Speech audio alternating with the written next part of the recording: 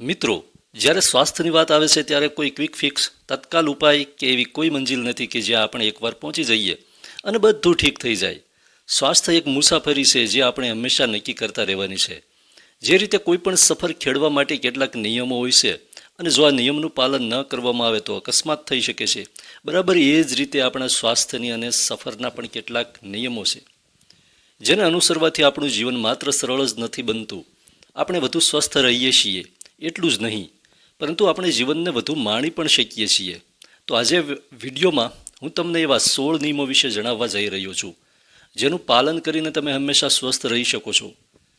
તો ફટાફટ એક પેન અને કાગળ લઈને બેસી જાઓ. આ તમામ નિયમો લખી લો અને તેને એવી જગ્યાએ લગાવી દો જ્યાં તમારી નજર રોજ પડે, જેથી તમને આ બધા નિયમો સારી રીતે યાદ થઈ જાય. તો ચાલો કોઈ પણ વિલંબ કર્યા વિના રસપ્રદ વિડીયો શરૂ કરીએ અને આ તમામ નિયમો વિશે વિગતવાર જાણીએ. મિત્રો, મેં પ્રયત્ન કર્યો છે કે હું તમને ટૂંકમાં સમજાવું જેથી તમને બધું સારી રીતે સમજાઈ જાય. તેમ છતાં જો તમને કોઈ વાત ન સમજાય તો તમે મને નીચે કોમેન્ટ સેક્શનમાં પૂછી શકો છો. અને હા, વિડીયો બનાવવા માટે અને આ તમામ નિયમોને ક્યુરેટ કરવા માટે અમે ઘણી મહેનત કરી છે. તો જો તમને આ વિડીયો ગમે ને, તેનાથી તમને કંઈ પણ ફાયદો થાય તો તેને લાઈક જરૂર કરજો અને બધા સાથે શેર પણ કરજો. તો ચાલો આજના પહેલા નિયમથી શરૂઆત કરીએ. નિયમ 1, ખાવામાં હંમેશા સિંધવ મીઠું વાપરવું જોઈએ. સિંધવ મીઠું, જેને પિંક હિમાલયન સોલ્ટ પણ કહેવાય છે, તે શરીરમાં સામાન્ય સફેદ મીઠાની જેમ વોટર રિટેન્શન અને બ્લડ પ્રેશર વધારવાનું કામ કરતું નથી અને તેથી તેને ખાવાથી તમારા સ્વાસ્થ્ય પર કોઈ ખરાબ અસર પડતી નથી. નિયમ 2, રાત્રે જમ્યા પછી ઓછામાં ઓછા 500 ડગલા જરૂર ચાલવું જોઈએ. સંશોધન દર્શાવે છે કે રાત્રે જમ્યા પછી ચાલવાથી તમારું વજન ઘટે છે, ગેસ અને એસિડિટી બનતી નથી અને ઊંઘ પણ સારી આવે છે. નિયમ 3, જમ્યા પછી પાણી ઓછામાં ઓછા અડધા કલાક પછી જ પીવું જોઈએ. જમ્યા પછી તરત પાણી પીવાથી પાચન શક્તિ નબળી પડે છે, વજન વધે છે અને તમારું પેટ ફૂલવા લાગે છે, જે પેટ બહાર આવી જાય છે. નિયમ 4, દિવસમાં 3 થી 4 લીટર પાણી ચોક્કસ પીવું જોઈએ. આમ કરવાથી તમે પેટની લગભગ દરેક બીમારીથી બચી શકો. તમને ક્યારે પથરી નહીં થાય, શરીરમાંથી હાનિકારક ઝેરી તત્વો પણ સાફ થતા રહેશે. નિયમ 5, સવારે ઉઠીને 1 ગ્લાસ હૂંફાળું પાણી ચોક્કસ પીવું જોઈએ અને સવારે ઉઠતાની સાથે જ આંખોમાં ઠંડા પાણીના છાંટા મારવા જોઈએ. આમ કરવાથી તમારું શરીર ડિટોક્સ થાય છે અને આંખની રોશની પણ વધે છે. નિયમ 6, રસોઈ બનાવવા માટે ક્યારેય રિફાઇન્ડ ઓઇલનો ઉપયોગ ન કરવો, તેના બદલે ગાયના દેશી ઘીનો ઉપયોગ કરવો. રિફાઇન્ડ ઓઇલ ઘણી રાસાયણિક પ્રક્રિયાઓ પછી બને છે અને તે તમારા સ્વાસ્થ્ય માટે ખૂબ જ નુકસાનકારક હોય છે.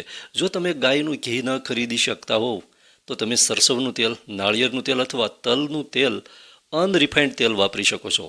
નિયમ 7, ખાવામાં જેટલી રંગબેરંગી વસ્તુઓ વાપરી શકાય તેટલી વાપરવી જોઈએ. એટલે કે તમારા ખોરાકને રંગીન બનાવો અને સફેદ વસ્તુઓથી બચો. ખોરાકમાં રંગબેરંગી શાકભાજી અને ફળોનો સમાવેશ કરવાથી તમને પુષ્કળ પ્રમાણમાં વિટામિન્સ, મિનરલ્સ અને પ્રોટીન મળે છે, જે તમારા સ્વાસ્થ્ય માટે ફાયદાકારક છે. નિયમ 8, ખાવામાં સફેદ વસ્તુઓથી પરહેજ રાખવો જોઈએ. સફેદ વસ્તુઓ જેવી કે સફેદ ખાંડ, સફેદ મીઠું, સફેદ ચોખા અને મેંદો, આ બધી વસ્તુઓ કેલરીથી ભરેલી હોય છે અને તેમાં ફાઇબર ખૂબ જ ઓછું હોય છે. તેથી તેને ખાવાથી મેદસ્વીતા, કબજિયાત જેવી સમસ્યાઓ થઈ શકે છે અને શરીરને પૂરતા પોષક તત્વો પણ મળતા નથી. નિયમ 9, રાત્રે ક્યારેય દહીં, રાજમા અને ચોખા ન ખાવા. આયુર્વેદ અનુસાર રાત્રે આ વસ્તુઓ ખાવાથી પેટમાં ગેસ બને છે, એસિડિટી થાય છે અને વજન વધવાની સમસ્યા શરૂ થાય છે. તેથી આ વસ્તુઓ જો ખાવી હોય તો હંમેશા દિવસ દરમિયાન ખાવી જોઈએ. નિયમ 10, સવારે ખાલી પેટે ચા અને કોફી ક્યારેય ન પીવી. ખાલી પેટે ચા, કોફી પીવાથી પેટમાં એસિડ વધારે બને છે અને ભૂખ ઓછી લાગે છે. જો સવારે ચા પીવી જ હોય તો પહેલાં નાસ્તામાં કંઈક હળવું ખાઈ લો અને પછી જ ચા કે કોફી પીવો.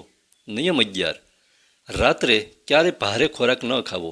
આમ કરવાથી વજન ખૂબ ઝડપથી વધે છે અને આપણું મેટાબોલિઝમ સુસ્ત થઈ જાય છે અને ડાયાબિટીસ, કોલેસ્ટ્રોલ અને હાર્ટ એટેકનું જોખમ પણ વધી જાય છે.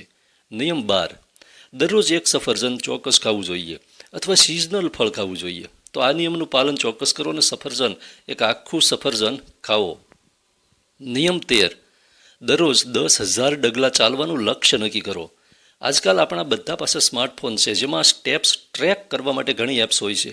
દરરોજ ઓછામાં ઓછા 10,000 ડગલા ચાલવાનો પ્રયત્ન કરો.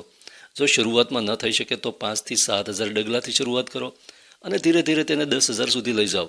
ચાલવું એ સ્વાસ્થ્ય માટે સૌથી સરળ અને શ્રેષ્ઠ કસરત છે. તેનાથી ડાયાબિટીસ, મેદસ્વીતા, બ્લડ પ્રેશર કે હાર્ટ એટેકનું જોખમ ઘણું ઓછું થઈ જાય છે. નિયમ 14. દરરોજ 1 ગ્લાસ લીંબુ પાણી પીવું જોઈએ. લીંબુ પાણી પીવાથી મેદસ્વીતા દૂર રહેશે અને શરીર ડિટોક્સ થશે.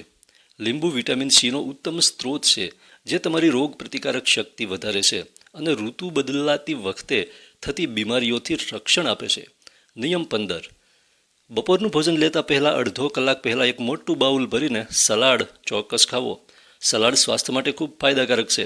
તેને તમે રાત સિવાય દિવસમાં ગમે ત્યારે ખાઈ શકો છો. પણ બપોરના જમતા પહેલાં સલાડ ખાવાથી શુગર કંટ્રોલમાં રહેશે, વજન ઘટે છે, ઉર્જા વધે છે અને પાચન સુધરે છે. નિયમ 16.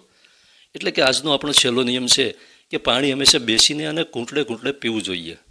ક્યારે એક સાથે આખો ગ્લાસ ન પીવો કે ઊભા રહીને પણ ન પીવું. પાણી સાથે સંબંધિત એક બીજી વાત, ક્યારે બહુ ઠંડુ પાણી ન પીવું.